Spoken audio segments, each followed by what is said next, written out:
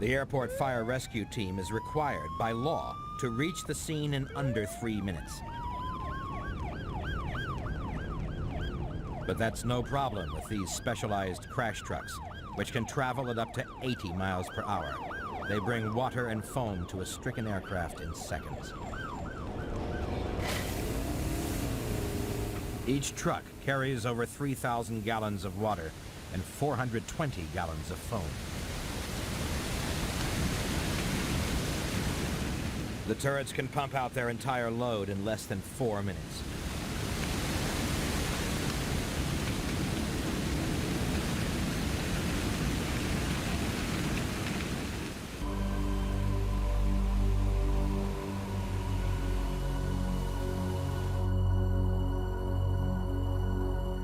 Without all this equipment coming, with all of the water and all of the foam that they carry, without that, we might as well not be here.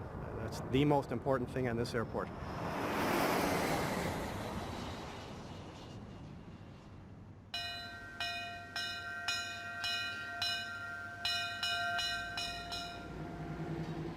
Dennis Yaworsky is a dedicated trucker who has become fascinated by the history of trucks.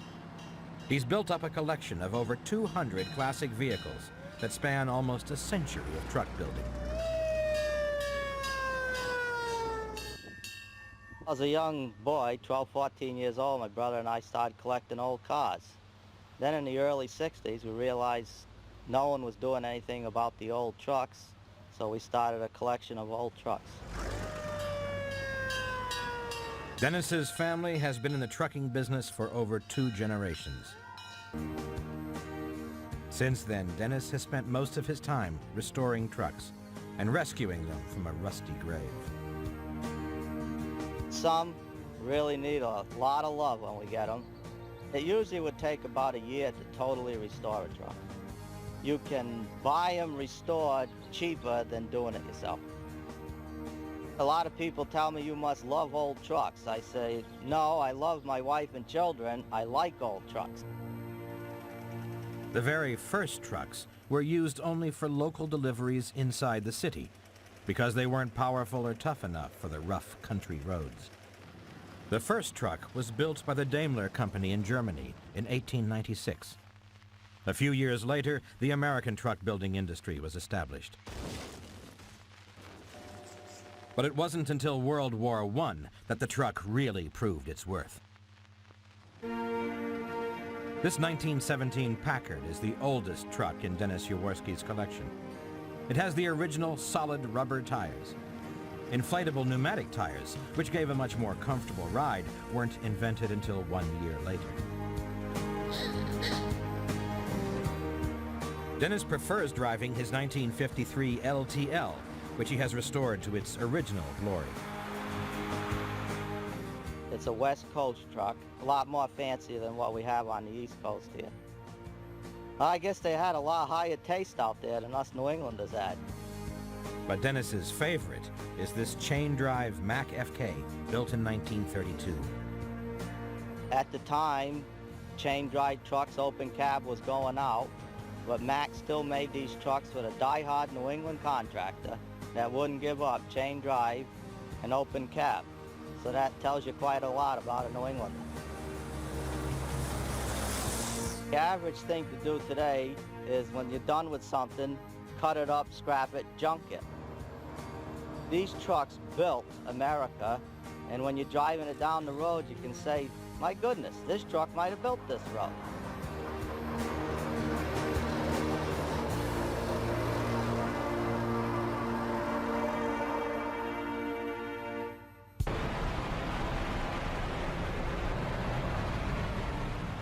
This is truck racing, a European sport that keeps its spectators on the edge of their seats. For safety, there's a speed limit of 100 miles per hour, so the skill is in overtaking on the corners. The trucks aren't built specially for racing. They're all adapted from road-going vehicles and engineered for acceleration rather than ultra-high speed.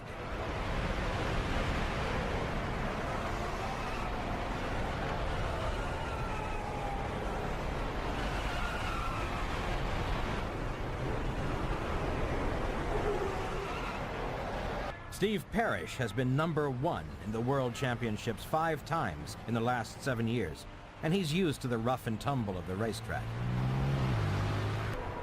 Keeping all that power in check means that there's a tremendous buildup of heat in the disc brakes.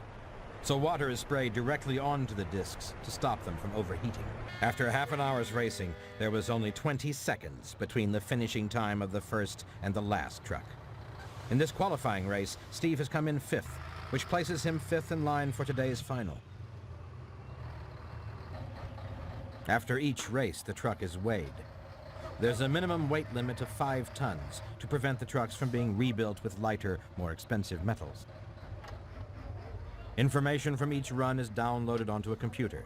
From this, the team can analyze the engine temperature and pressure, the G-forces, the suspension, and of course, Steve's performance around the corners.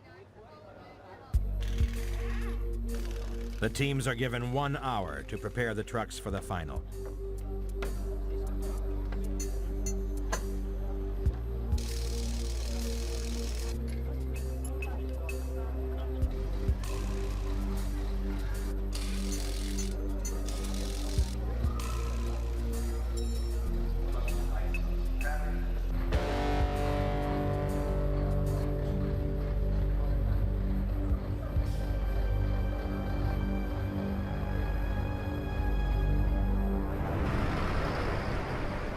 Driving such a huge piece of machinery around a racetrack requires particular skill, especially when there is so little space to overtake.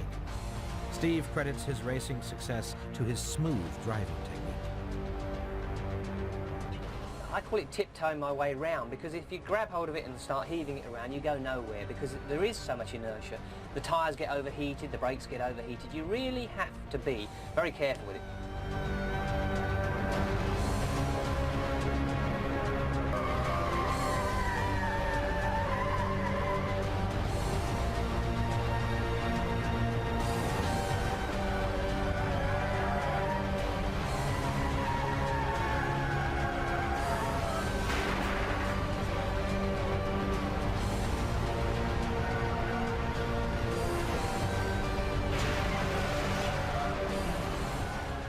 They don't look like they should be going as fast as they are, and it's a 5-ton vehicle. It's doing 100 miles an hour sideways through a corner with smoke off the tyres. It's very, very spectacular.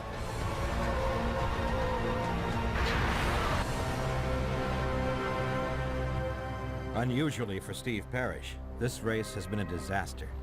He suffered some serious damage to the truck and fallen back to 6th place. I'm an awfully bad loser. I just don't accept it, I really don't. But I hate to blame myself, because once the race driver starts to blame himself, he's nearly finished, he's lost his confidence, and that's very, very important to be a racing driver. At that time, the trucks were either driven by truck drivers with no racing experience, or like Steve, racing drivers with no truck driving experience. It was all a great recipe for entertainment. And over the years, there have been some spectacular incidents.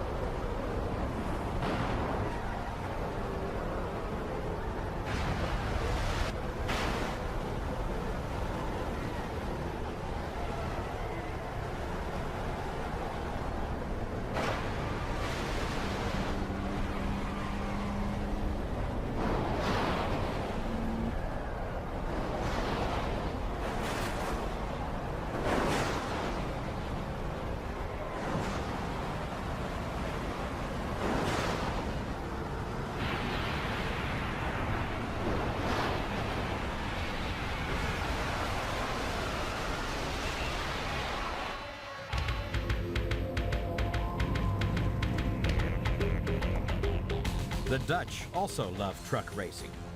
The only problem is that there's a shortage of racetracks in Holland, so they race on the beach at speeds of up to 100 miles per hour.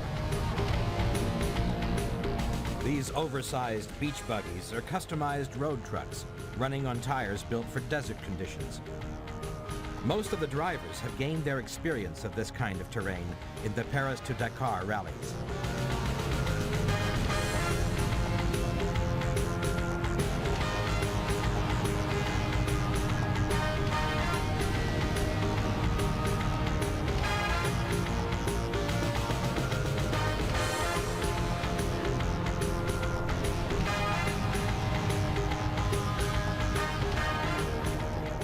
All truckers expect their machines to give them years of unfailing service.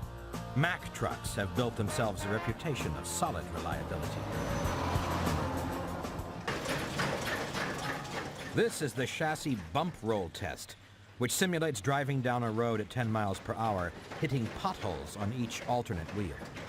The test lasts 50 hours and is a serious challenge to anything mounted onto the chassis.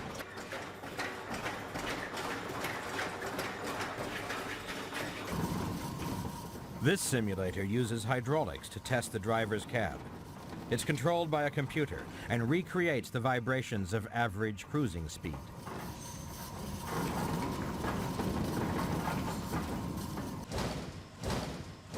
This bump machine simulates the vertical impact that a truck can experience off-road.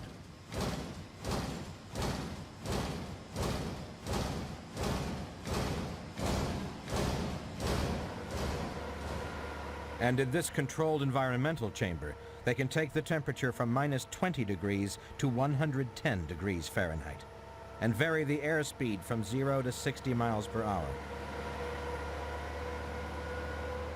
They can simulate anything from the frozen Arctic to the driest desert, and test the truck's air conditioning and heating systems in the most hostile conditions. Noise and vibration tests are performed in an echo-free sound chamber. Here they can analyze and then improve the design of the vehicle, and also identify any sources of audible noise which could create driver fatigue. He spends many hours in the vehicle. If you put him in a position where he isn't comfortable, he fatigues earlier. So we have to design a truck that, rides good, handles good. The controls are at a good location for him where he's not straining himself throughout the operation of the vehicle. Finally, the complete truck is put through its paces on the test track.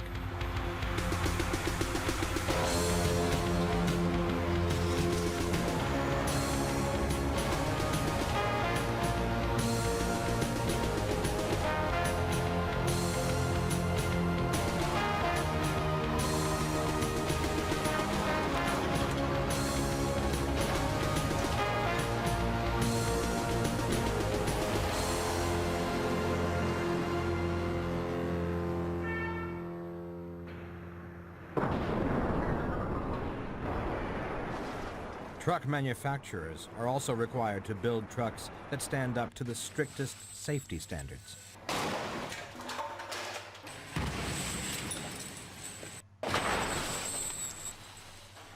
Driver safety is always critical on the road.